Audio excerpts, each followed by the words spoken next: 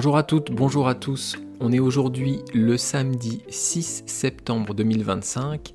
C'est le début du week-end. J'espère que vous allez bien et je vous souhaite la bienvenue dans le français C'est facile avec Adrien.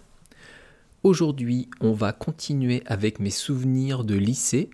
Plus que 2 podcasts là-dessus, puisqu'il reste mes souvenirs de première et mes souvenirs de terminale.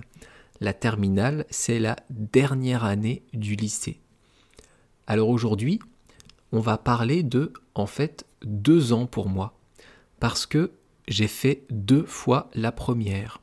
J'ai redoublé ma première. Pourquoi ? Parce que durant ma première, je n'ai rien foutu. Je n'ai pas travaillé. J'ai continué sur ma lancée du collège et de la seconde. Je n'ai pas assez travaillé chez moi. Et donc, je me suis retrouvé avec des mauvaises notes et à devoir redoubler. Donc, ne pas pouvoir passer en terminale. Ça a été assez frustrant pour moi. Assez la honte. C'est pas la honte de redoubler, mais j'avais quand même un sentiment à l'époque d'avoir raté quelque chose.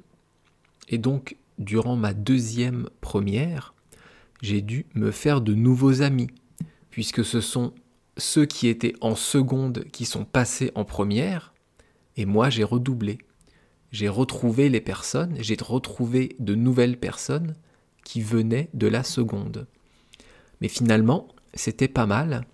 Ça m'a permis de me faire de nouveaux amis, de nouveaux potes, avec lesquels j'ai monté un groupe de musique. Un groupe de rock, et j'étais le bassiste et le chanteur. Ah la blague, j'étais chanteur quoi. Je chante pas très bien. On s'amusait bien, et on reprenait des musiques de groupes qu'on aimait. Je me souviens qu'on avait repris Blink 182, une musique qui était What's My Age Again and All the Small Things. On avait repris aussi du Sum 41 pour ceux qui connaissent. C'est un groupe de punk américain. On avait repris The Pixies aussi et une chanson de Weezer. Et je me souviens qu'on se retrouvait dans la cave d'un pote, ou plutôt le garage d'un pote, et on utilisait le matériel du frère de cet ami. Pourquoi ? Parce que le frère de cet ami avait aussi un groupe de musique, mais ils étaient plus âgés que nous. Et donc on était 3. Moi, qui étais bassiste et chanteur, le batteur, et le guitariste. Sauf que pour reprendre pas mal de chansons, il nous manquait un autre guitariste. Donc on avait mis des annonces dans le lycée pour trouver quelqu'un qui jouait de la guitare, et on avait trouvé. Mais finalement, ça n'a pas duré très longtemps avec cette personne, et nous, on avait aussi des études à faire, le lycée a travaillé. Donc on a fait ce groupe pendant 1 an et demi, mais pas plus longtemps.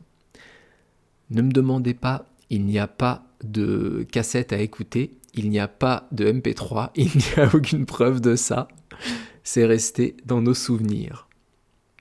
Et je me souviens aussi qu'en première, ou peut-être en terminale, mais je crois que c'était en première, on avait un prof de maths qui avait eu un iPod, qui s'était acheté le premier iPod de chez Apple. Et nous, ça nous faisait rêver parce que il pouvait mettre des centaines de chansons dans son iPod.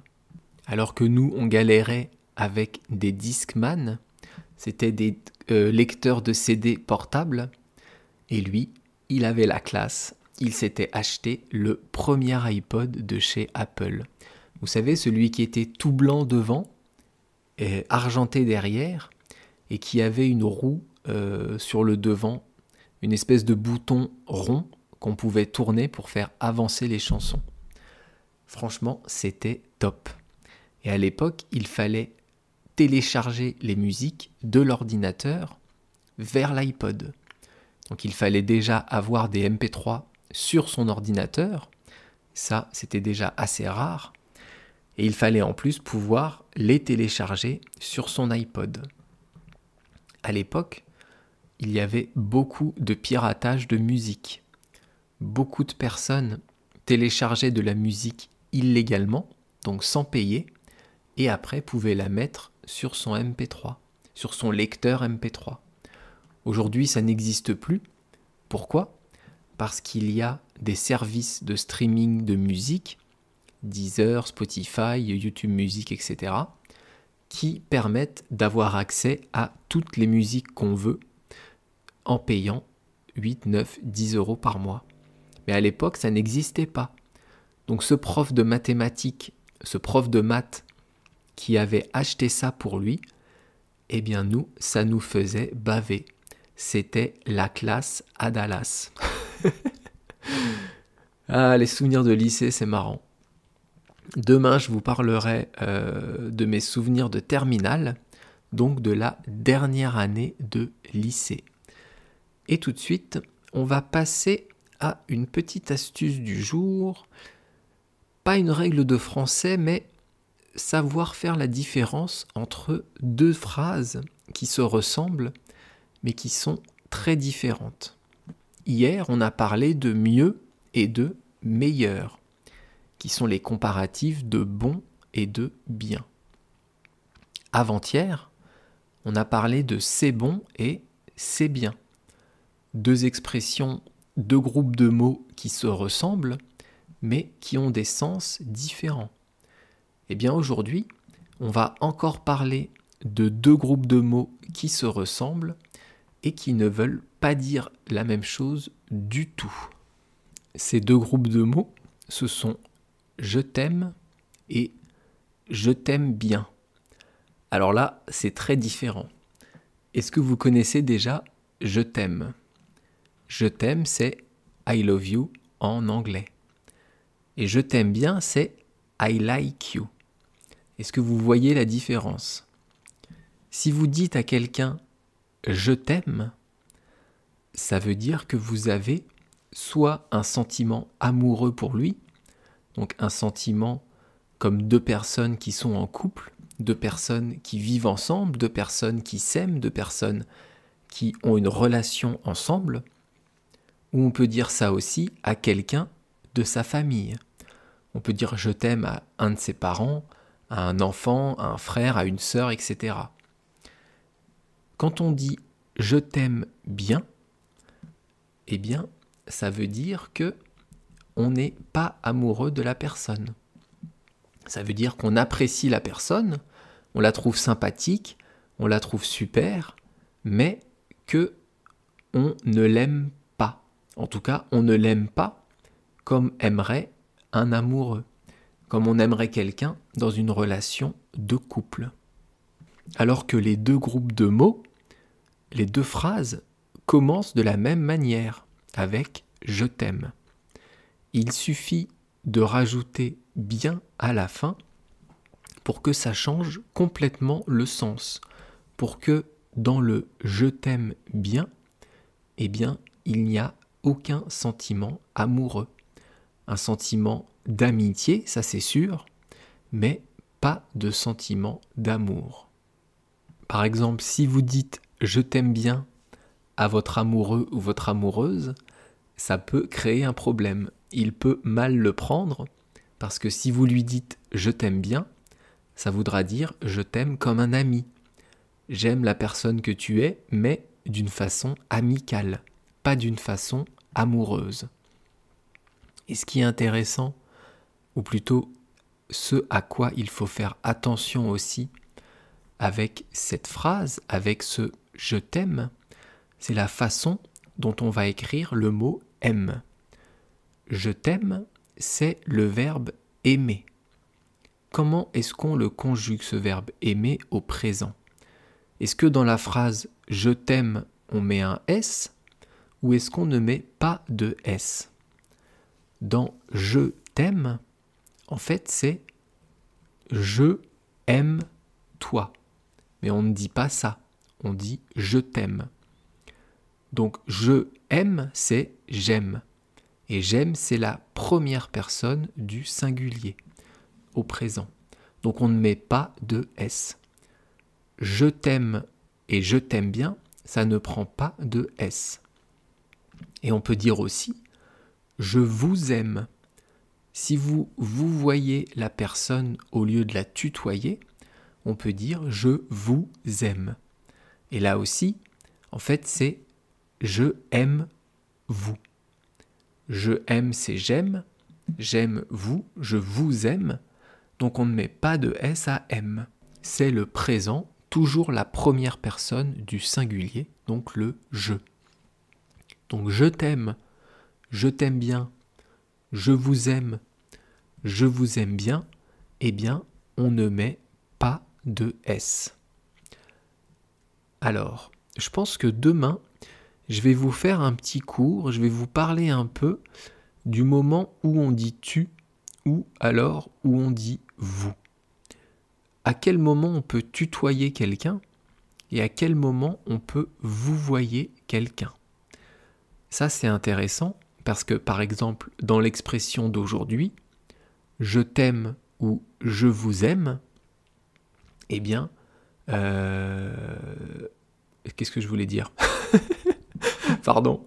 Je vous disais que quand on dit je t'aime ou je vous aime, on ne va pas s'adresser à la personne de la même manière. Donc demain, je vous parlerai du tu et du vous en français. Et tout de suite, on va commencer l'expression du jour, avoir les dents qui rayent le parquet. Avoir, c'est un verbe. Ici, c'est un verbe, ça peut être aussi un auxiliaire, mais là, c'est un verbe. Je vais donc vous conjuguer le verbe avoir au présent et à l'imparfait.